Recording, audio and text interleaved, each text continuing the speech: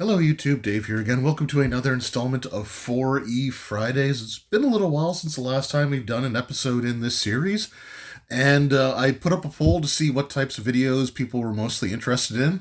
And I don't know if I explained it well enough in the poll, but basically it wasn't that whatever one was going to become the sole focus of the series. It's just sort of get an idea of how often I should do each type of video style. So, like a full book flip through, or class breakdown, or creature, design exploration, like kind of things like that. So, a lot of people in the comments put like all of the above, and I will definitely be doing that. But I thought, since, we're getting back into the series here, I may as well do a full book flip through of a book that I could have sworn that I've had for years, but looking on my shelf and kind of trying to look back and see other times when I've shown off my 4E collection, this just wasn't there. So this is Dungeon Delve. So I think I confused this with Halls of Undermountain, because I was like, for some reason I thought Dungeon Delve was the main title and like Halls of Undermountain was like the subtitle. So I think I just confused some stuff in my brain, but we do have it now. I was able to get it for a decent price from Noble Knight Games. But before we get into that, just another like 4E related thing that I thought was kind of neat that I was actually able to find out in the wild. Well, not in the wild, but well, it's sort of in the wild. I was looking for a particular set of minis to go along with one of the new D&D box sets, and the original place that I had ordered a set from sent me the box set instead of the mini set. So I wanted to have two sets of the minis, one that I could put up on my wall as a collectible and one that I could actually open up and be able to use. And so I went on to Harry Tarantula's website. It's one of the other gaming stores I like to visit whenever I'm in Toronto. And they actually had a section for 4E D&D.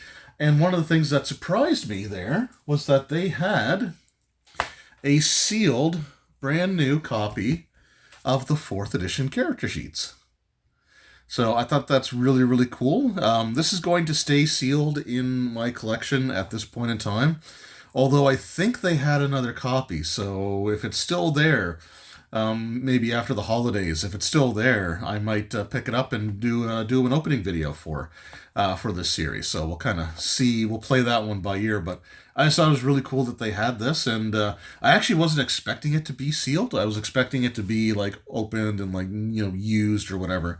But it's still in the plastic wrapping. So that's really, really cool to see. So that is going back on the shelf. But yeah, we'll take a look at Dungeon Delve here. So what's interesting about this is basically a series of like short adventures, but it's one adventure for each level of levels 1 through 30. So it kind of gives you things that you can use to expand upon, to sort of build up, to build like an adventure around, or maybe even some stuff that you can link together to form like a campaign. But this is actually really cool. So it provides Dungeon Masters with 30 short, easy to run mini dungeons or delves, each designed as a single game session. The book includes delves for characters from levels 1st through 30th, and features maps built using D&D dungeon tiles. So this was around the time that they were also like really using, like releasing stuff for that product as well. I do have some of the dungeon tiles. I don't have a ton of the sets, and there were like all kinds of different sets. Like I have one of the Icewind Dale ones, but there were quite a few different ones that were released. So I wouldn't be able to recreate all of them with the tile sets that I do have, but we'll still kind of see what we've got here. And so this seems like a really cool idea, a really cool product, and it's a great way of showcasing like the dungeons you can design with those tiles, right? Which is a product that they were selling, so it makes sense. It's the same reason why it makes sense that 4th edition would focus on using miniatures in combat for their game system, because they were selling miniatures. So like, yeah, why wouldn't you try to cross promote your, skirmish minis game product line with the tabletop role playing game? So I don't know. And then they were releasing sets of minis and all kinds of stuff. So anyway, let's just go ahead and take a look in here. So this released, and I think this again, part of the reason maybe for my confusion is I thought this released well after like Essentials came out, but this actually released in 2009. So this came out a year before Essentials was released. So let's take a look here. some really cool artwork. 4E, like I think that one of the most underrated things about fourth edition is the artwork in it. I really really like a lot of the 4E art style. It's kind of this like blend of fantastic but kind of like realism as well. I don't know. I've always liked the 4E. I've just always liked the 4E art. So yeah, so we got information on expanding and customizing, switching it for fewer or more players. Got new monsters that are included there, including Vecna's Silence. That should be interesting to take a look at. And we got the different authors that presented or wrote things for this one here. I recognize Bill Slavicek. I'm bad with names, so I'm sorry about that. I also recognized David Noonan. His name's been on some things there. And I think Andy Collins as well. Uh, oh yeah, Draconomicon or Epic Level Handbook. I don't know how I feel about that one, but anyway. Yes, let's go ahead and take a look here. So we've got number one. So the Copper Knight Hole. We're not going to go through and read all of these like in detail or anything, but you do get the encounter locations. So you have your starting point, and they did use a lot of the adventures in four. Actually, I think all the adventures in fourth edition, and several adventures that came out later in the 3.5 life cycle use these tactical encounter formats.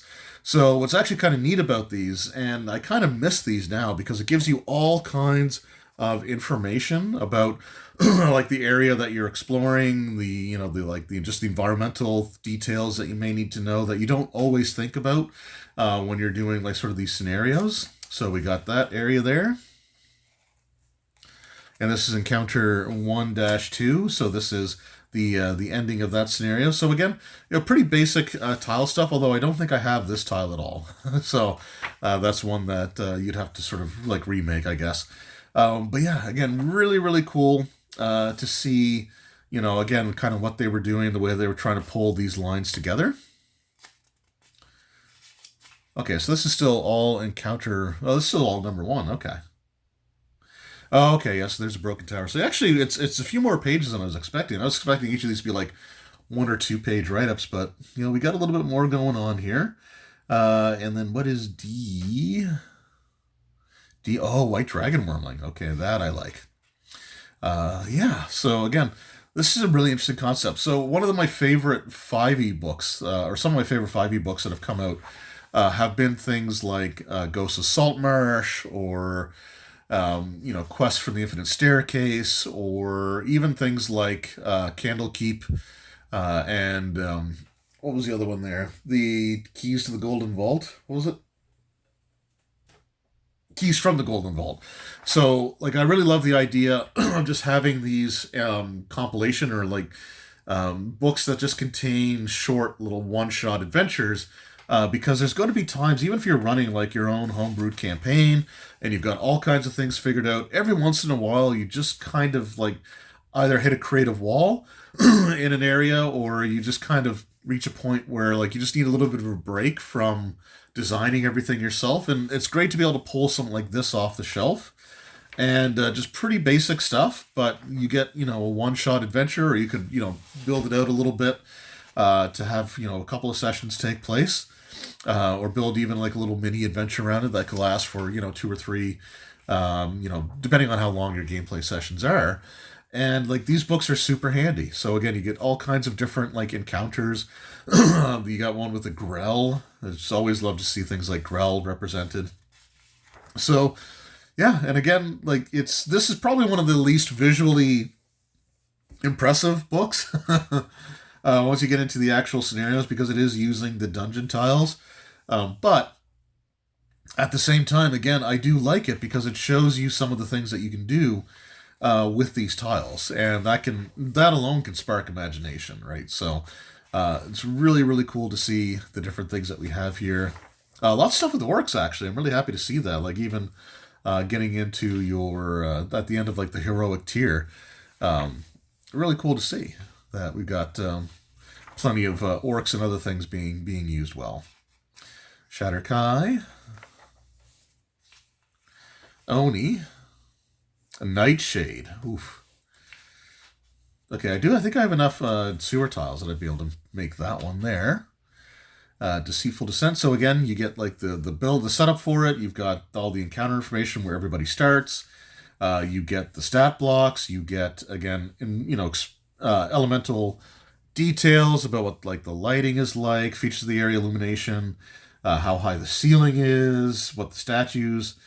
Information on like the temple floor is 5 feet higher than the outdoor terrain around it. So you get, again, just sort of stuff like that is really cool and just useful information to have. I do wish that these tactical encounters would have continued forward because I didn't necessarily like them at first because, especially in the third edition books, they were all at like the back of the book. So you'd have to do a lot of flipping. But if they were just put in where they would take place when you're going through an adventure or dungeon crawl or whatever, these are really handy piece, like just lots and lots of information to have there. And we got ourselves a Vampire Lord. So this would be the final heroic tier adventure. And we're getting into our Paragon tiers.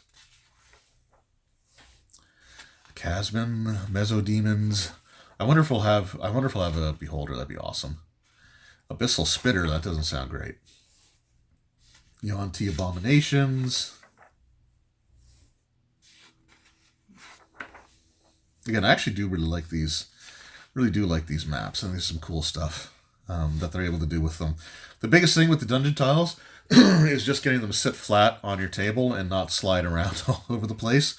There are those like rubber drying mats that you can get that you can put like next to your sink, and when you're like put like a glass or just anything on them there to let them air dry. So they have like air gaps and stuff in between like parts of the rubber. At least they have them up here. I don't know if they have them everywhere.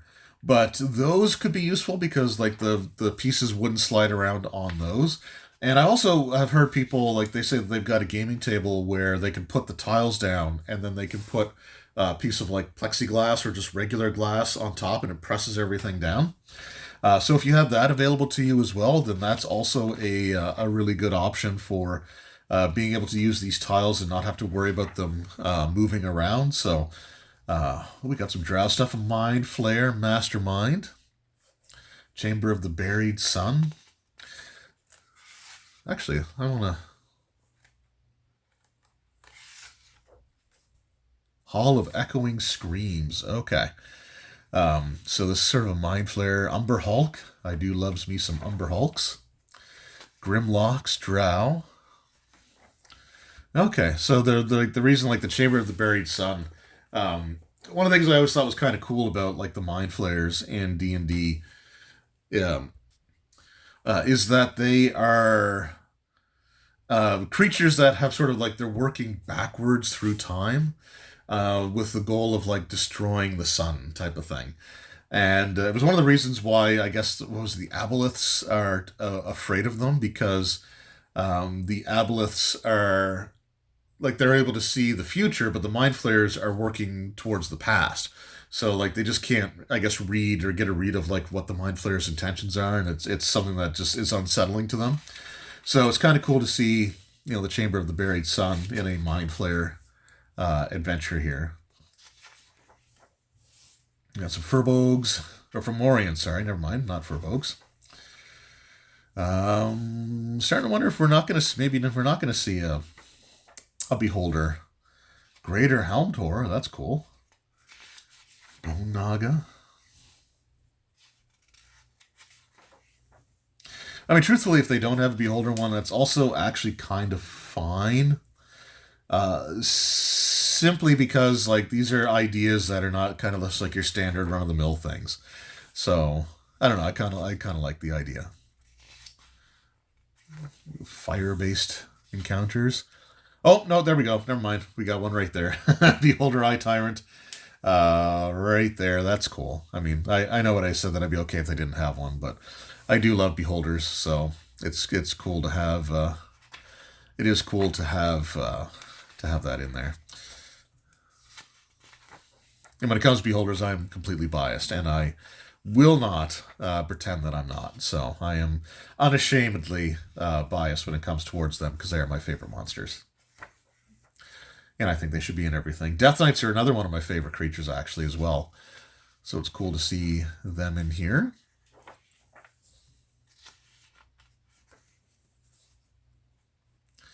Encounter 20, so this is the last of the Paragon tier.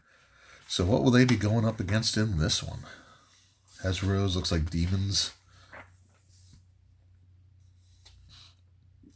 Goristos. Well, it says 2 Goristos, but I only see Merilith, the Blood Fiend. I don't see the Abyssal Ghouls either. So maybe they must come in later on. Bahamut Shrine. Minotaur Marauders.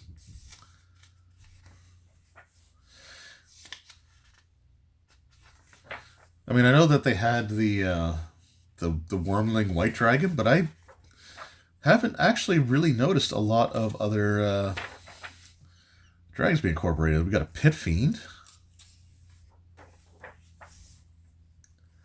Lich's Last Stand. I like that. And again, some really cool Lich vestiges. Larva Mage. Oh, okay. Kind of like the Caius Worm creatures.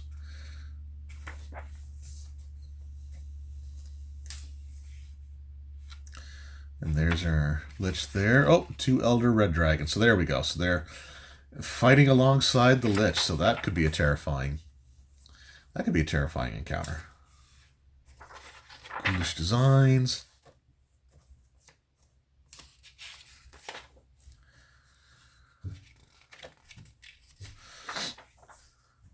So this is an example of like a book that's all sort of utilitarian use. Like the first part had quite a bit of artwork in it to kind of, I guess, at least give you some of that like 4E art style here.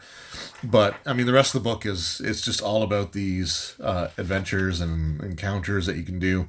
And again, what's really cool about this, I mean, you're getting, you're getting a small little like dungeon for every level that the game supported.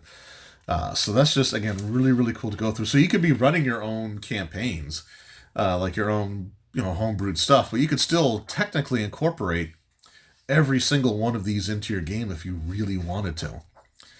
Because they're only meant to be like a one session type of thing. So like it wouldn't take away from the main story too badly. And anyway, I love this idea. It's something that, again, I would really like to see done in 5e a bit more. Now we actually do have like the dragon delves, and that's actually a very similar book. It's not for every level of progression, but it was a scenario for every one of the metallic and chromatic dragons from the monster manual. So you had an adventure that revolved one adventure for each of those types, which is really cool to see. And so I like ideas like that, and that book, I would say, definitely is a spiritual successor to this book. Not just because it has delves in the title, and one delves was dungeon and the other is dragons. Although I think there's definitely an intentional connection to that one as well.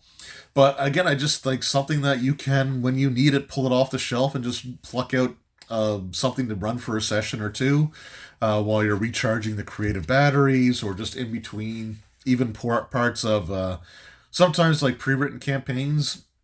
You'll go through everything, but you maybe not have the experience that you're supposed to have to be at the level that you should be for the next part of it. So you can just like throw one of these in there, and you'd be able to have like just a fun time gaming, killing creatures, fighting monsters and all this stuff, and finding treasures. And but this is just a super utilitarian, useful, kind of like no nonsense book. And what's the final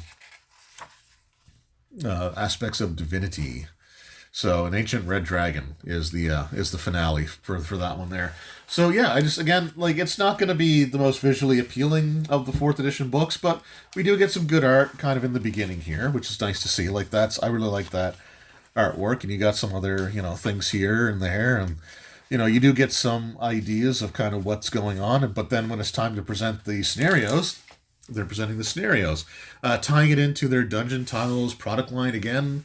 I like that idea as well, because they're selling those products. Those are things that are out there. Those are things that are available. So, like, and here's inspiration on like what you can do with them, type of thing. And I think that definitely goes a long way. Like one of the, I think it was the Monster Vault scenario for D&D Essentials, because the Essentials also released a set of dungeon tiles. And so I think I think one of the locations in the Monster Vault scenario was all produced using those dungeon tiles. So, I think that's, an interesting way of approaching things. Again, tying it with the minis line as well could be like, again, it's just they're selling all these products that are meant to be used together. So, why not present them that way? But, there's not a lot of things out there that have an actual scenario for every single level of progression out there. So it's kind of cool to see. Like, this would be a really great thing to have another like 5th edition version of. And like I said, we do have Dragon Delves, which gives you 10 different scenarios, I think. One for each. I think, there's 5 each of the metallic and chromatic dragons. So that gives you 10. And it does do like a range of levels, so it's not just all like level 1, 2, 3, 4, all the way through 10. It does get up into like the higher level range, but to have something like this for like the newer version that's just, essentially just a little mini, 5-room dungeon, whatever, for every level progression from 1 to 20 would be a really cool book to have. And it seems like they're trying to move towards things like that, because with their Keep on the Heroes of the Borderlands starter set, each cave is its own little separate encounter area that you could play through in like a session. Maybe you might even be able to do more than one a session depending on what else is going on at the time. Then you got like the Hellfire Club one, which has like 4 different scenarios included with it. So it's kind of cool to see stuff like that, where you're getting a variety of adventures in a single product. And this is a really, really cool book, and I'm happy to have it. I wish I've had it for longer than I have. But yeah, I had to go back and look at the list again of like the hardcover books. So again, the only one I'm currently missing is the Creature Catalog for 4th edition D&D. I did have a friend reach out and say that he was willing to send me a copy of it. We'll see what comes out of that. If not, I'll keep looking. Somebody else has offered to do that as well, but I don't really know them as well. I wouldn't feel as good about just taking it, so I'll try other means before pursuing that. But to the person that made that offer, I really do appreciate it. It really does mean a lot to me. We'll get the book eventually. It'll happen. So I feel good about that. Anyway, did you ever use any of the adventures from Dungeon Delves back in your 4E adventures, or would you take some of the concepts and try to convert them for like 3rd edition or even 5th edition D&D? That might be something to do a future video on, and actually doing something like taking this book and redesigning like the first level dungeon to be like for 3rd edition D&D or for 5th edition D&D might be a lot of fun. So we'll take a look at that maybe in the future. But yeah, there we go. So what are your thoughts on Dungeon Delve? Like I said, it's not the most aesthetically pleasing of the 4E books because all the art is in the beginning, but this is for having 30 different scenarios in there. This is probably one of the most useful books outside of like the core books that I could think of for 4th edition, and I really regret not having it all along and thinking it was confusing with another book that I already had. But I would almost say if you are going to be a 4th edition dungeon master, this might be a really useful book for you to have. Just because of all the inspiration that you can get from the different scenarios. Like, we didn't really dive into them specifically, or delve into them specifically if I'm going to try to make a pun, but I probably shouldn't do that. But yeah, I mean, we could always take a look at these scenarios a little bit more closely in the future as well. But really cool stuff. A great book, and I'm glad that it has a home on my shelf now. So thank you all so very much for your time. I truly appreciate it, and we'll see you in the next one. Until then, take care.